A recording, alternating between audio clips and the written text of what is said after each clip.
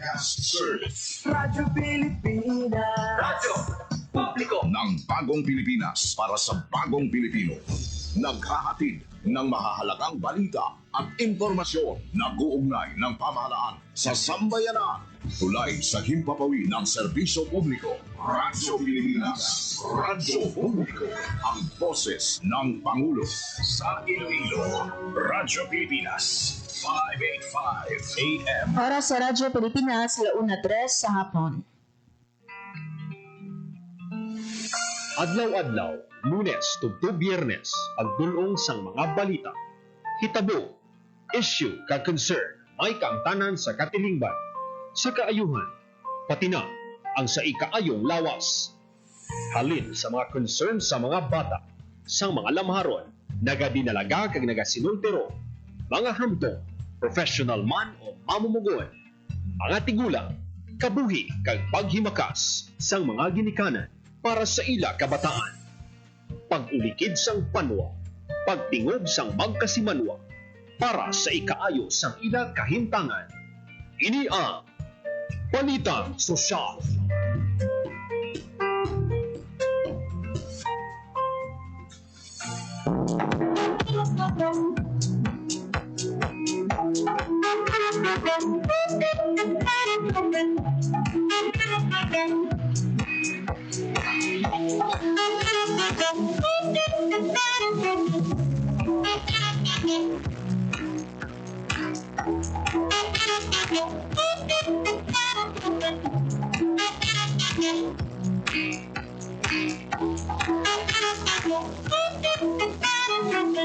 Mayong hapon Pilipinas, mayong hapon Western Visayas, mayong hapon syudad kag probinsya sang Iloilo. Good afternoon. Isa ka mainit nga hapon sa aton nga tanan. Welcome sa pagpangalagad mga biyan sa programa Balita Sosyal. Sa mga adlaw sang Lunes, Hunyo 2, 2025. Sa kinaanda na ko ang inyo alagad, Marian Grace Aranyata.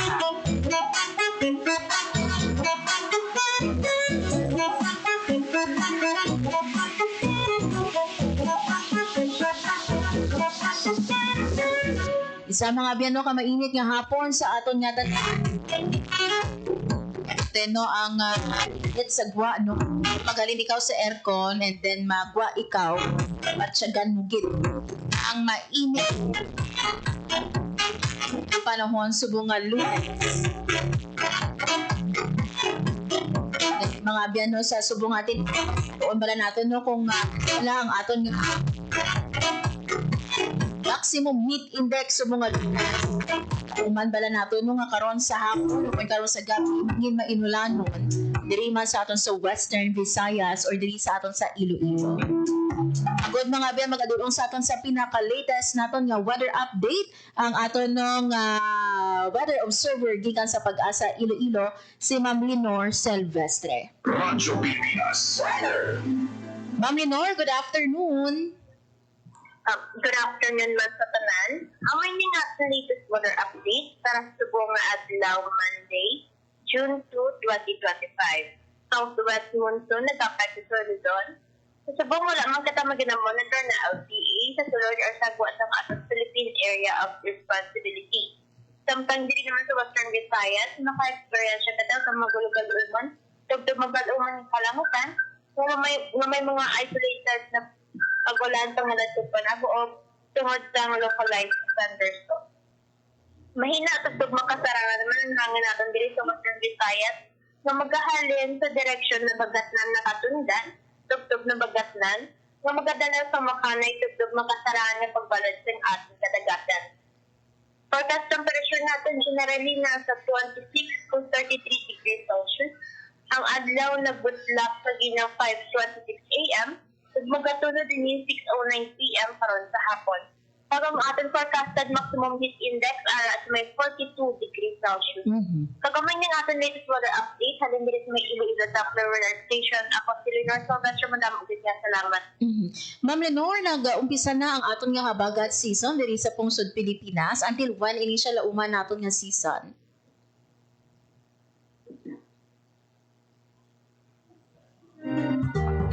Ma'am, up until October, aton nga habagat. Sa habagat season naton, ma'am, no, ano ba lang lauma naton nga mangin weather system naton? So, expect kita ma'am sa mga frequent na pag-ulan na ma'am. Ang pag mga And ma'am, you've mentioned subo nga adlaw 42 degrees Celsius ang aton nauman nga maximum heat index. So as of 1 p.m. na reach na bala naton. Ini ako na napawa na naton, Ma'am Lenore. yes ma'am, as of 1 p.m. ang na-record natin nga highest nga heat index sa subong nga adlaw is 43 degrees Celsius ma'am, which is nasa danger category na. Imo nga panugyan, Ma'am Lenore, no, sa aton nga mga kauturan nga nagapamati subo nga hapon, especially nga ti nalapawan naton ang aton nga maximum heat index nga forecasted subo nga June 2. Oh, okay ma'am, ang stay hydrated, mag-inom sa madamo nga tubig, ang magsuktok sa mga light-colored, lightweight clothing, kung pwede, limitahan lang natin ang ating mga outdoor activities. Okay. With this, Ma'am Lenore, madamo ging salamat. Okay, thank you ma'am. Radyo Pilipinas. Publiko. Radyo Pilipinas. There you have it, mga abyan, si Ma'am Lenore Silvestre, ang aton nga weather observer gikan sa Pag-asa, Iloilo. So 42 degrees Celsius, mga abyan, ang aton nga projected nga maximum heat index. Pero as of 1 p.m. no, naglapaw na kita, yara kita sa 43 degrees Celsius. Ano sa mga kauturan nato no, nga ikwat no sa transaction outside of your homes, may mga kalatuan mo. Make sure nga nagadalagid no sa inyo nga nag-stay hydrated. Inom gid no sang madamo nga tubig. Bit gid no sang inyo nga inimnan sang matindo nga tubig. Ang nga likaw kita sa dehydration. Oras mga biyan sa Radyo Pilipinas Launan, Webes sa hapon. Sa aton nga pagpangalagad mga biyan sa bunga hapon. Istoryahan nato no ining nagalitad nga sunog sa isa ka buluthuan dira sa probinsya sang Iloilo. Ing Alimudyan National Comprehensive High School. Baluon nato mga biyan later on no, kaupod ang aton nga Schools Division of Schools Division Superintendent, Schools Division of Iloilo, si Dr. Ernesto Servilon Jr. Ano nga mga buildings no or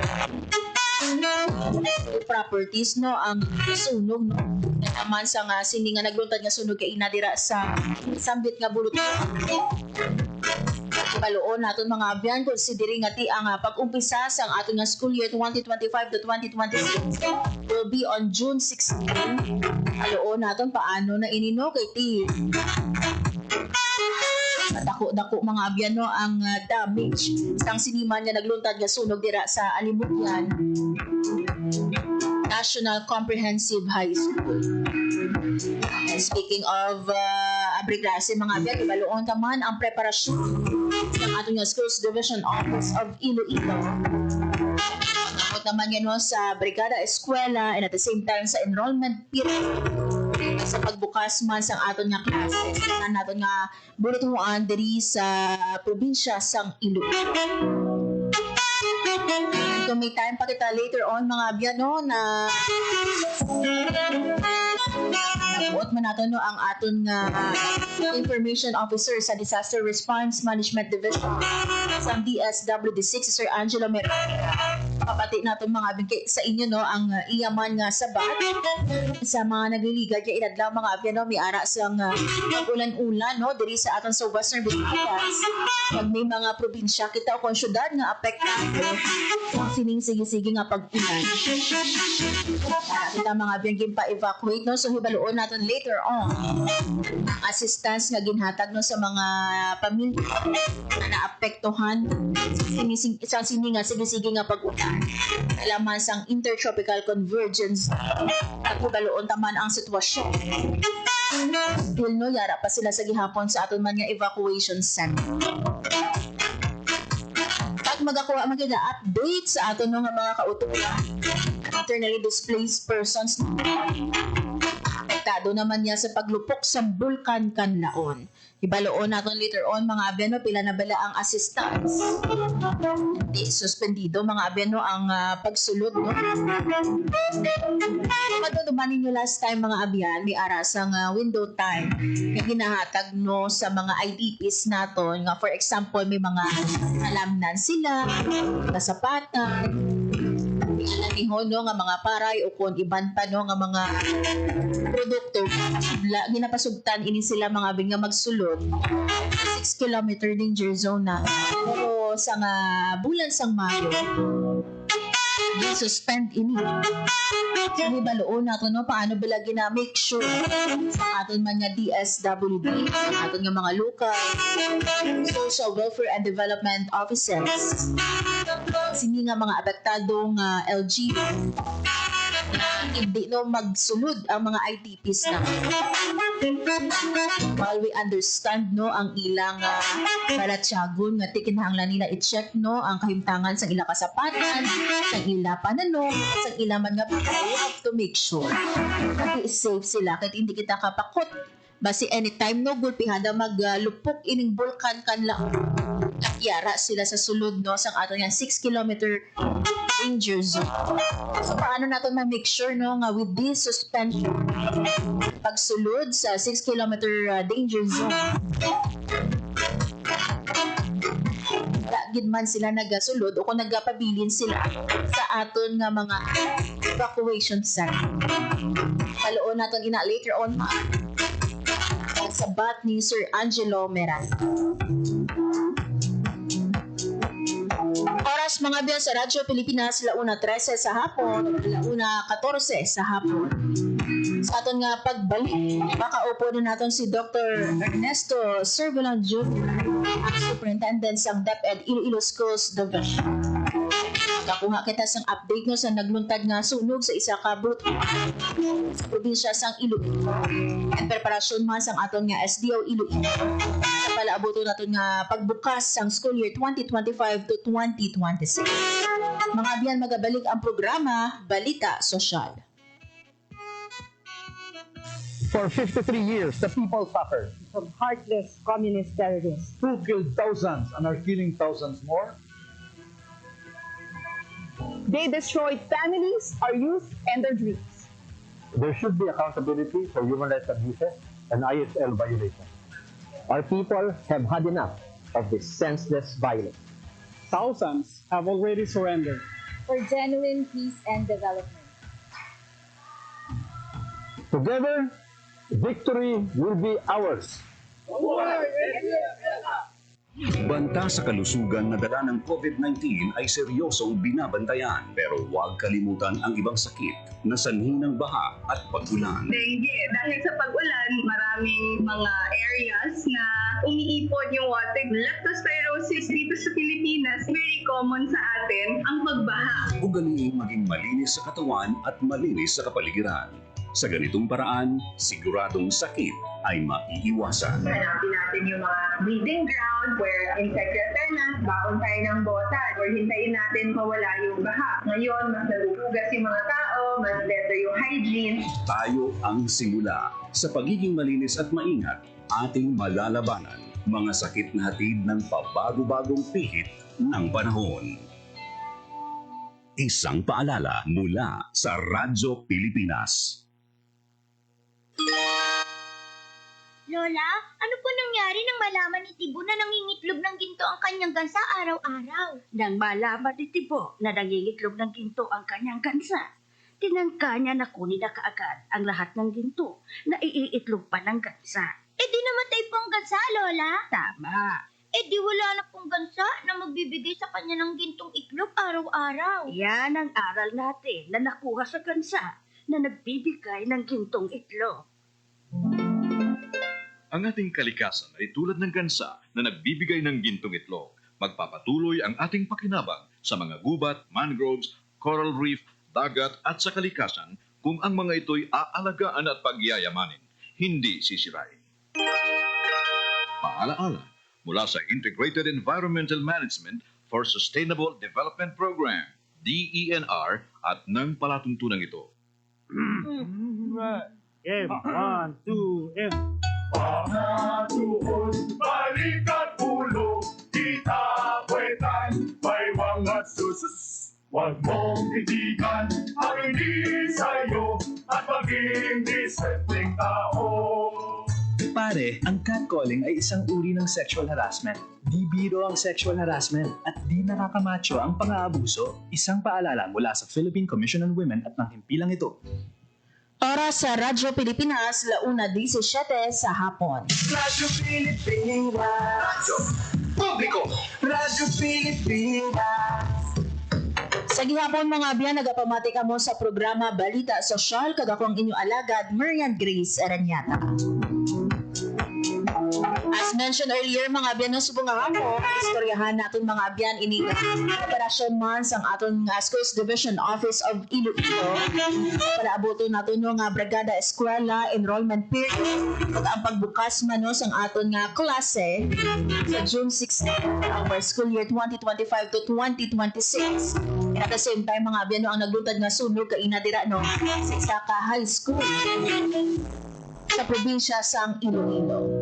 Mga biyanyari sa aton nga Zoom, live sa aton nga Zoom, ang aton nga Superintendent sa DepEd Iloilo Schools Division, si Dr. Ernesto Cervelon Jr. SDS, good afternoon and welcome diri sa aton sa Radyo Pilipinas Iloilo. Good afternoon, ma'am. Good afternoon din sa tanan nga tagpalamati sa Radyo Pilipinas diri sa probinsya sa Iloilo. Yes. SDS no antes natong istoryahan ang preparasyon man sa aton nga SDO Iloilo no for our enrollment brigada eskwela and at the same time ang pag-open naton sang klase istoryahan naton anay una SDS ini nagluntad nga sunog dira sa isa ka school man no sa banwa sang Alimudyan. Maybe no SDS no kamusta ang findings ang aton man nga SDO Iloilo? Sa subong, ma'am, hindi pa gid klaro sa aton kung ano gid ang nangin cause sang sunog nga ato, pero usually mga faulty electrical wirings gid ang masami nga ginahalinan sa mga sunog nga ini, but not to preempt ang findings ang aton Bureau of Fire Protection dira sa Municipality of Alimudyan. Hindi lang kita makahatag gid sang official nga sabat sa pamangkot niya ina, but generally na-handle na ang insidente. It was already controlled through the help sa aton BFP kag outright nagresponde man ang aton mga personnel dito sa DepEd sa pagpanguna man sa aton district supervisor kag principal dira sa Alimudyan Comprehensive High School. Upod ang atong DRRM kag ang atong division engineer sa sininga aga nag-responde man dahil sila dito, ma'am. Yes. SDS, dako ang sunog siniman no nga eskwelahan naton, so may mga affected kita nga mga classrooms or any nga mga schools related nga mga materials nga ginagamit naton? Yes, ma'am. Sa report may building kita nga na damage kag included dito ang portion sang aton stock room, ang HE, kag pila ka mga rooms nga ginagamit as classrooms. But as what I said before, nag-instruct na ako sa aton principal na mag-coordinate closely sa aton local government unit, labi na gid sa aton mabtik man kag mabinuligon nga mayor dira kay Honorable Kenneth Alfeche, kag nagpatigayon naman sang mga initial nga mga laying down sang contingency plans para nga hindi maapektuhan ang pagbukas ng klase dira sa Alimudyan. So, ginapasalig naton, ma'am, nga from the part of the Department of Education, nakaplastar na kita sang mga measures nga hindi ma-hamper o hindi maapektuhan ang pagbukas ng klase dira sa Alimudyan Comprehensive National High School. Yes. SDS, following sa siniman no nga sunog no sa school naton, ni ara ikaw marching order sa ibang pagid naton nga mga bulutuan man diri sa probinsya sang Iloilo? Related sa mga fire prevention, embedded na ina ang aton advice sa aton mga school heads nga magpatigayon sa mga safety precautions or safety measures sa atong mga schools, including ang proper utilization sa atong electricity to prevent ang mga biosini nga mga insidente, ma'am. Kag kabay pa nga hindi ini masundan tungod kung kaisa bisan ano man naton kahalong may mga time din nga hindi gid naton malikawan ang mga trahedya o insidente nga pareho sinipat. Generally, we are really preparing kag as much as possible. Ginatry gid naton sa DepEd ma-prevent ang mga kapareho sini mga insidente. Yes. And speaking of preparations, SDS, no, kamusta na ang aton nga preparation for our Brigada Eskwela and enrollment period? Actually, ma'am, we are almost ready or we are ready na gidya sa pagbukas ang aton klase, ang aton mga schools, sa pagpanguna sa aton mga school heads, preparado na sa pagpatigayon sa Brigada Eskwela, ilabi na included dira sa Brigada Eskwela ang pag-prepare sa atong mga classrooms. In fact, bisan wala pa gani ang Brigada Eskwela, ang atong mga teachers kag mga school heads dugay na nga nagamat-amat na sa pag-prepare sa ilang mga classrooms. But tungod may Brigada Eskwela period kita, isa ina ka activity nga ginapreparahan man naton sa subong sa bulig man sa aton mga stakeholders, ilabi na gid ang aton local government units kag private sectors within sa aton area diri sa probinsya sang Iloilo. Again, ready na kita ma'am sa pagbukas ng aton klase sa June 16. Yes. May ara kita opening activity or opening ceremony SDS for our Brigada Eskwela. Di iniwaton ang launching naton? Sa subong ma'am, gina-identify pa naton ang school where i-conduct naton ang launching, division launching sang Brigada Eskwela. Most probably by next week, mahatag na naton sina ang exact location kag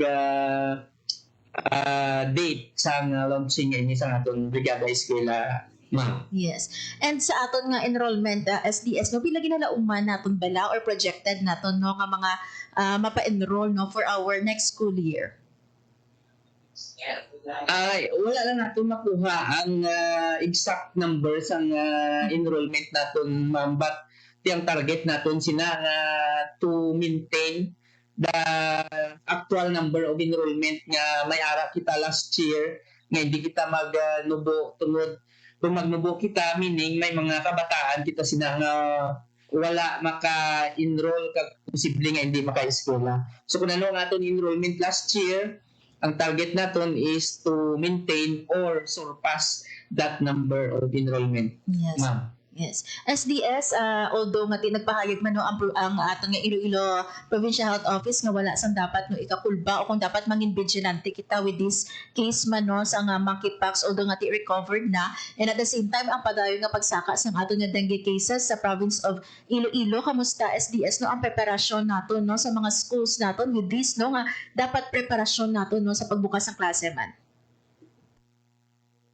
Related sa dengue preparations naton, ma'am, or prevention sa dengue, part sang Brigada Eskwela naton nga activity is to clean the surroundings of the school, including ang mga areas nga may mga stagnant water tungod nagapati kita nga dira nagadamo ang mga lamok na posible paghalinan sang dengue. So starting last year, continuous inaya nga aton nga pagpatigayon sa mga pagpaninlo sa surroundings sa aton schools, plus ang mga 3 o'clock habit naton once mag-start na ang klase. So padayon naton ina kag ang coordination naton sa barangay LGU kag sa municipal LGU para sa fogging activities na ipagapatigayon naton before the start sang klase kag kung nagaumpisa na ang aton klase. But kung may klase natin, usually ginahimo na naton sa time nga wala sang mga kabataan kay daw makahatag man sang hazard ang smoke bala nga ginagamit sa fogging sa aton mga kabataan. Regarding naman sa MPOX, sa monkeypox ngayon, ma'am, last week sang pagbato naton sang information nga may cases na diri. So naghatag na kita sa advice man sa aton health unit diri sa division office sa pagpatigayon man sang mga initiatives or activities para ma-orient ang atong mga schools, kag atong mga teachers, school heads, kag ang atong coming students and pupils sa elementary schools. Agud mangin ready man sila sa pag hatag sa mga interventions nga maka-prepare man sa atong mga kabataan para nga maluwas man sila sa impacts ngayon. SDS, Antista, ikaw, no, pangayuan sang mensahe man sa mga tagpalamati naton. May gusto ko kuhaan ang imong reaksyon, no, sa silingan ng performance sang aton nga mga student athletes sa bago lang tapos nga palarong pambansa coming there, no, sa SDO Iloilo Province. Happy kita ko, ma'am, tungod na maintain sang Regional Athletic Association meet sang Webra ang aton standing first runner-up, na second runner-up, I mean, tungod third kita, pero we are aiming for more. But it entails a lot of preparations naman for this coming palarong pambansa. But generally, kontento kita kag happy kita sa performance ng aton mga athletes, kag nagapasalamat gid kami sa bulik sa aton mga local government units, sa mga municipalities, ilabi na gid sa provincial government naton sa pagpaguna sa aton Governor Honorable Arthur Tuto Defensor Jr. Yes, and ang SDO Iloilo Province, SDS, no, dala sa top 20 naton nga mga schools overall, no, or division sa bugos nga Pilipinas. Ano ang buot silingon sinino for our SDO Iloilo? Meaning, ma'am, SDO Iloilo is a powerhouse in terms of sports. Kag isa kita actually sa ginabantayan nga probinsya kag schools division sa patag sang hinampang tungod nakitaan kita sang potensyal kag ang kalidad sang aton mga athletes diri hindi lang pang rehiyon kundi pang national and international as well. Yes. And SDS, lastly, ang imo nga mensahe sa mga nagapamati subong nga hapon sa aton, especially sa mga learners naton, mga ginikanan kag mga teaching and non-teaching personnel sa DepEd Iloilo. Sa liwat sa aton mga stakeholders, labi na gid sa aton mga ginikanan, sa aton mga partners sa local government units, kay sa mga private entities including ang aton mga media partners, padayon kita nga naga-apilar diri sa Schools Division of Iloilo Province sa aton opisina sa padayon nga pagsuporta ninyo sa aton mga activities. Ilabi na gid nga sa subong naga-prepare kita for the opening of classes. Kag rest assured nga ang DepEd Schools Division of Iloilo Province wala man nagakatulog kag wala nagabatsyag sa kakapoy sa pagpreparar sa aton mga eskwelahan para sa kayuhan sa aton mga kabataan diri sa probinsya sang Iloilo. So kita tanan ginahinyo naton nga magbinuligay para sa probinsya sang Iloilo. Yes. Pangibabaw, Iloilo. Yes, with this SDS, no, madamo nga salamat sa time, no, kag pasalig manin mo sa aton nga mga tagpalamati, no, subong nga hapon, and God bless you SDS and maayong hapon sa inyong liwat dira sa SDO Iloilo. God bless, ma'am, kag maayong hapon sa aton tanan. Radyo Pilipina, Radyo Publiko, Radyo Pilipina. There you have it, mga biyan, si Dr. Ernesto Surbulan Jr., Superintendent ng DepEd Iloilo Schools Division.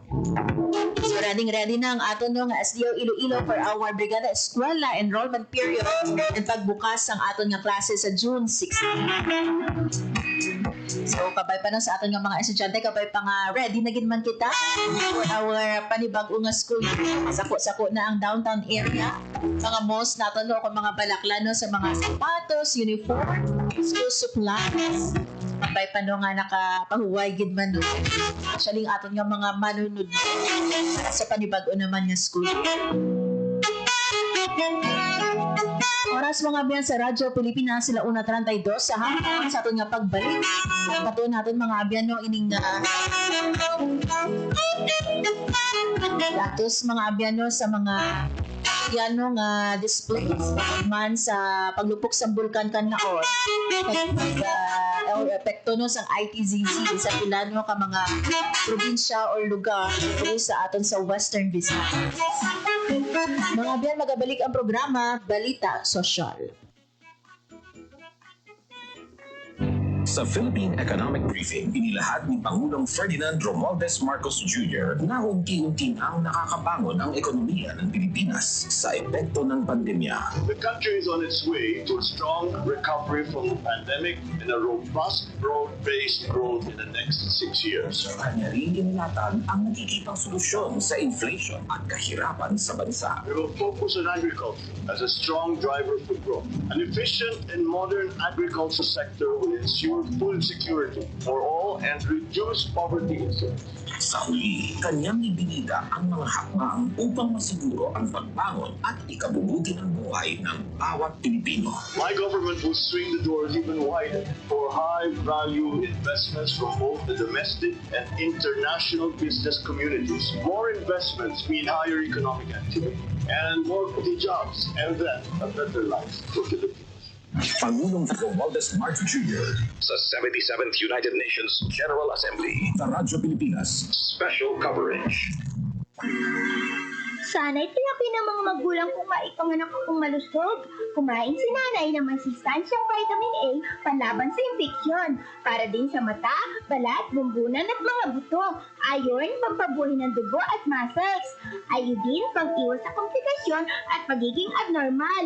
Importante din ang check-up kay doktor. Kasi healthy nanay, ganda buhay.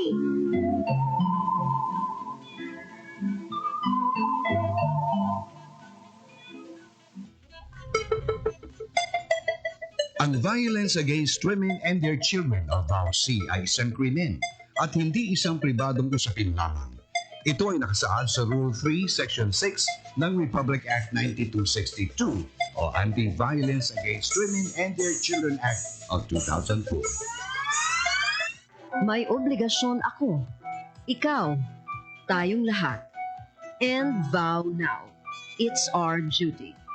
Ang paalalang ito ay hatid sa inyo ng Philippine Commission on Women at ng himpilang ito. Hatid ay balita, impormasyon at sari-saring kaalaman tungkol sa sektor ng agrikultura sa ating bayan. Usapang Agrikultura kasama ang Department of Agriculture. Alamin ang mga hakbang ng administrasyon para mas mapaunlad pa ang iba't ibang industriyang agrikultural at pakinggan ang mga proyektong handog sa mamamayan upang mapalago ang kanilang mga kabuhayan. Usapang Agrikultura, Lunes hanggang Biyernes, alas 5 ng umaga, dito lang sa Radyo Pilipinas.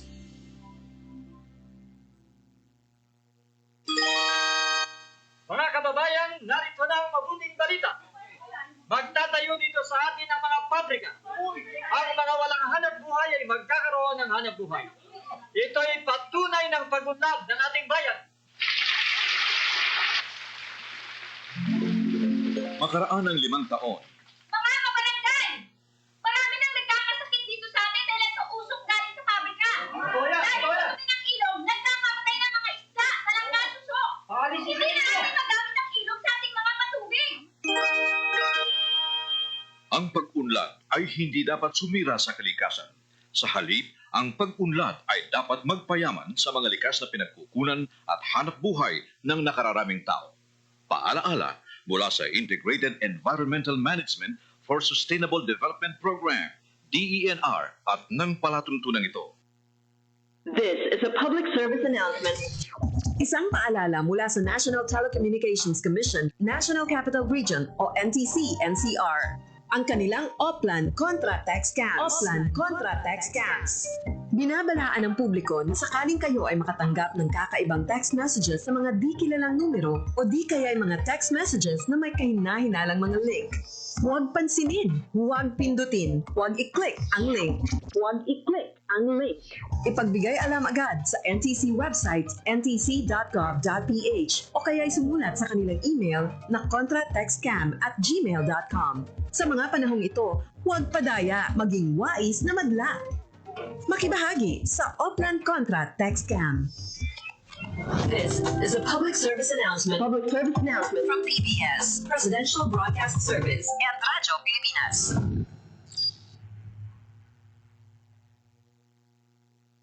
Maging mapanuri, huwag maging biktima. Ito ang karanasan ni Joanna, Elena at Shona. Sinabi niya sa nanay ko, mabibigyan nila ako ng trabaho. Pwede niya daw akong gawing singer. Sa abroad daw. Doon ako pupunta para magtrabaho. Hindi niya sinabi yung trabaho ay sumayaw ng nakahubad. Kinulong ako kasama ng mga ibang babae at hindi pinakain. Umabot ako ng Singapore. Pinilit naman ako makipagtalik sa mga foreigners. Doon ako nabuntis. 15 years old lang ako noon. Dito sa Pilipinas, 100,000 na bata ay pinapasok sa sex trade. Ang child trafficking ay isang krimen. Mag-report sa Action Line 02-1343. Hindi mo kailangang makita ang mga mukha nila para maramdaman ang takot nila. Isang paalala mula sa ECPAT Philippines, Interagency Council Against Trafficking, PIA, at nang himpilang ito.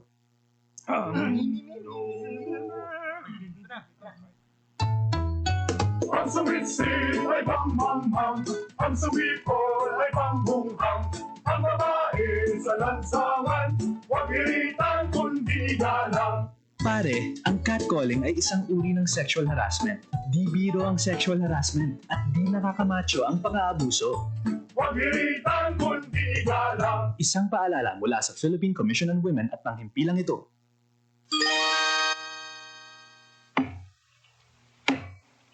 Kuya Bistik, bakit mo pinuputol ang bakawan? Panggatong bito eh. Mabuti ang bakawan, maningas pag natuyo. Sabi ng teacher ko, mahalaga daw ang bakawan. Oo. Sabi ng teacher ko, dito nangingitlog, lumalaki, at nagpaparami ang ibang mga isda. Pati alimango sa mga hipon. Eh bakit sa kabilang barangay ginawa ng palaisdaan at resort ang bakawan nila? Kaya nga raw umuunti ang nahuhuli nating isda at mga lamang dagat dito. Dapat daw, parusahan ang mga namumutol ng bakawan. Sabi ng teacher mo yon? Hindi. Sabi ni Lolo yun. Lagot! Ayan na si Lolo. Alagaan ang ating mangrove areas. Hindi mapapalitan ng fish pond, hotel at mga resort ang maraming pakinabang ng mga tao mula sa mga mangrove forest. Paalaala mula sa Integrated Environmental Management for Sustainable Development Program, DENR, at ng palatuntunan ito. Uy, ako ba yun? Kung tunay kang lalaki, ito ang araw para sa'yo. Ay, ako ba yun? Gusto mong pumuti? Ha? Ako ba yun? Hubad at duguan ang babaeng nakita sa madilim na eskinita. Hindi ako biktima. Manika, produkto. Babae ako. At ako ang magpapasya para sa sarili ko. Ang mensaheng ito ay hatid sa inyo ng Philippine Broadcasting Service at ISIS International Manila. Uy, Julie! Kamusta ng date ni Elma? Parang tulalang-tulala ka dyan. Mama, tulungan mo ako. Akala ko date lang yun. Sumama naman ako. Tapos, sirit niya ako. Anong gagawin ko? Ano? Pumunta sa inyong barangay o Police Women's Desk o sa DSWD na may serbisyo para sa mga biktima ng rape. Ang rape ay labag sa human rights at ng anti-rape law. May obligasyon ako. Ikaw. Tayong lahat. And vow now. It's our duty. Ang paalalang ito ay hatid sa inyo ng Philippine Commission on Women at ng himpilang ito. Isang gabi, pauwi na sina Daisy at Eric galing sa sine. Eric, saan pa tayo pupunta? Gabi na. Uwi na tayo. Bakit? Anniversary natin ngayon. Tsaka sundali lang naman tayo sa motel eh. Ang kulit mo naman eh. Sinasabi ko na sa'yo na hindi pa ako handang makipag-sex. Tsaka paano kung mabuntis ako? Sus naman ho, akong bahala. Sumama ka na sa akin. Kung mahal mo ako, patutunayan mo. Anong gagawin ko? Mahal ko siya pero ayoko pa talaga eh. Basta. Ano? Halika na. Sabi ko na sa'yo, akong bahala. Eric, saka na lang natin gawin to. Palagay ko, hindi pa talaga itong tamang panahon.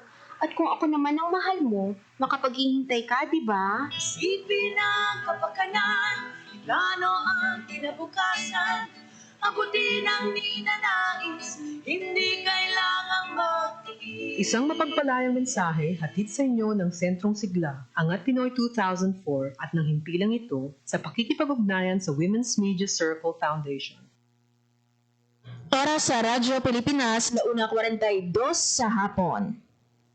Radyo Pilipinas. Radyo Publiko. Radyo Pilipinas. Sa gihapon mga biyan, nagapamati ka mo sa programa Balita Sosyal, kagakong inyong alagad, Marian Grace Ereñata. This time mga biyan, istoryahan nato ng assistance sa kinhatag nyo sa aton nga DSWD6 sa mga pamilya nga apektado sa ITZZ. At the same time no, sa paglupok sa Bulkan Canal. Naloon natin mga abyan no, kung may ara pa bala pamilya no, nga nagatinira sa evacuation center. Tapos nga ti eksperyensya kita no, sa nga pag-ulan-ulan sa pila ka areas. Dili sa ato no, sa Western Visayas dalaman sa ITZZ. Hiling bala nga mga pamilya no, nakapauli na.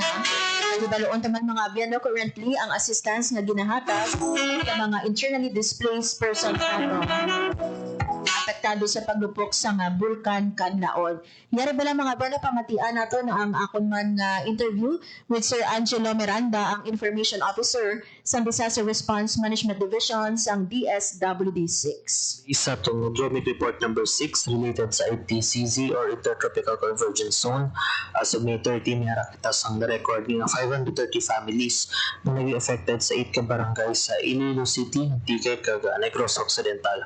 Specifically sa Iloilo City, may kita sang 239 families na sa 9 ka mga evacuation centers.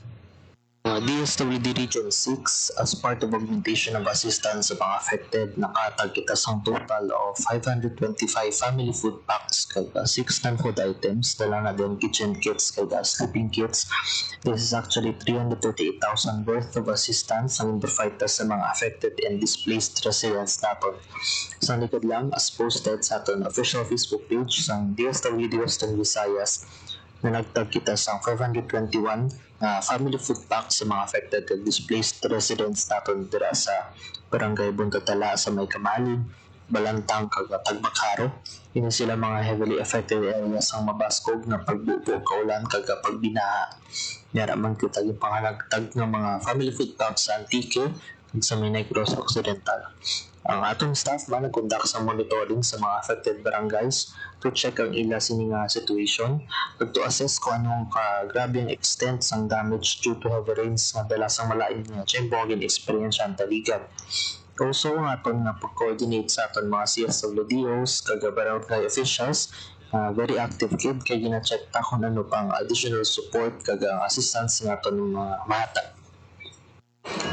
Based sa aton nga Dromit Report, ang tanan nga mga displaced families naton nga sa evacuation centers, actually nakapuli na ni sila mga respective ng mga panimalay, of course with assistance ang aton ni LGU to ensure nga mahilway nila nga pagpululi. SWD Region 6 as headed by Regional Director Arwin Raso, gina-ensure good nga ang agency is fully prepared to provide any assistance, especially to those kamay affected kung ma-experience siya na malain nga tiyempo nga dala sa habagat. As of now, sige-sige nga ito na pag-monitor sa mga reports from Pag-asa sa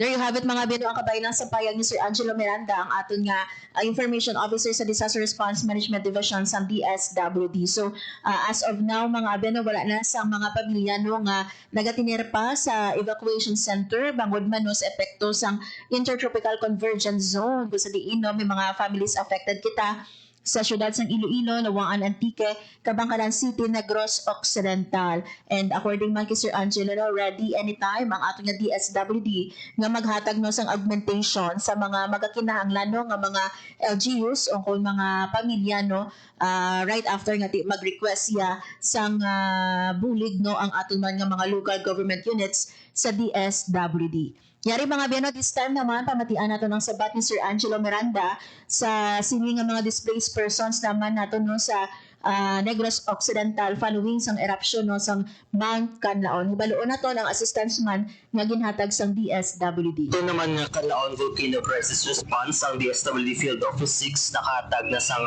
117 million worth of assistance sa mga affected at displaced naton nga residences dira sa Negros Occidental. From this, we actually have 77,582,551.76 na family food packs, worth ng family food packs and 9,738,367 worth nga non-food items again provide, as well as 29,727,775 million na cash assistance again release. Based man sa aton nga Dromic report nga ra kita na record nga 1,684 nga displaced families nga yara pagyapon sa aton nga 13 open evacuation centers. Para naman sa ating standby yung family food packs kag non-food items as of May 31 nga Dromic report, mayara kita sa 149 million worth of standby family food packs and non-food items, as well as 2,290,000 worth of standby cash fund. Of course, gina-ensure naman ang safety sa aton mga residents. That's why ang mga bumuloy naton gina-avoid gid or gina-prohibit ang pagsulod o pagbalik sa ilang mga panimalay within the 6-kilometer permanent nature zone. Of course, together with the Regional Interagency Coordination Cell kag ang Regional Incident Management Team, nag-implement kita sa strict protocols. First, together with the partner agencies, especially with the LGUs, the PNP and the AFP, nag-establish kita sa checkpoints sa mga entry points ng danger zone, as well as ang pag-strictly monitor gud sa local movement sa community ko sa area. Kita man sa Field Office 6, nag-campaign man kita, especially sa hazards pala, sa pagbalik sa danger zone. Of course, as part of the monitoring naton, continuous man naton ang provision of relief assistance ang aton nga food and non-food items, kag pag-provide tayo, pag-establish ng aton temporary shelters sa evacuation centers, so that maka-provide kita sa temporary shelters sa mga pumuluyo to ensure ang safety nila kag mag-protect ang ilang well-being. So there you have it mga biyan sa liwat, no? Si Sir Angelo Miranda, ang aton nga Information Officer sa Disaster Response Management Division sa DSWD6. Radyo Pilipinas. Radyo Publiko. Radyo Pilipinas. So as of May 26 mga abyan, no, naglabot na sa 145 million pesos ang ginhatag no sa DSWD, LGUs and NGOs sa mga families affected dito no sa paglupok man sa Bulkan Kanlaon. And out of these figures no, ang aton nga DSWD nakapalabot sa more than 117 million pesos as of May 26. So still no, may ara kita sa mga families nga sa sulod sang aton nga evacuation center, 1,684 families, and 2,705 naman ang nagatinir no sa gawa sang evacuation center. So pasalig lang sa DSWD no, gina-make sure nga ginahugot gyud ginabantayan no ang entry point sa aton nga 6-kilometer danger zone. Agod nga ma-make sure no nga hindi makapauli ini nga mga IDPs natin. Right after naging suspend man no ang ilang window time sa pagsulod no within 6-kilometer danger zone. We are hoping and praying mga abyan no nga makabalik na sa normal no nga sitwasyon ang mga families naton. Especially mga abyan no sa mga June, lapit na lang no ang saryo man no kung madumduman ninyo June last year no sa naglupok man ang Bulkan Kanlaon. So let us hope and pray no after a year no mangina okay na no ang sitwasyon man sa Mount Kanlaon, makabalik no sa ilang normal nga kabuhi ang aton man nga mga IDPs. Oras mga biyan sa Radyo Pilipinas 1:50 p.m. Nakita sa nabiling nga oras sa aton man nga pagpanganak. Damo nga salamat sa inyo nga pagtutok sa mga hapon. And thank you mas sa akong mga katuwang teknika. Sa studio, Sir Vermer Aventura kag sa among transmitter, Sir Jeffrey Bita. Mga biyan, ako na lang gid si Maria Grace Ereñata kag ini ang Balita Sosyal.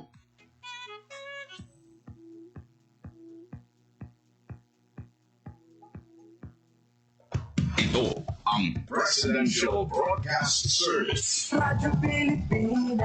Radyo Publiko ng Bagong Pilipinas para sa Bagong Pilipino. Naghahatid ng mahahalagang balita at impormasyon na guugnay ng pamahalaan sa sambayanan. Tulay sa himpapawid ng serbisyo publiko. Radyo Pilipinas. Radyo Publiko. Ang boses ng Pangulo sa Iloilo. Radyo Pilipinas. 585 AM.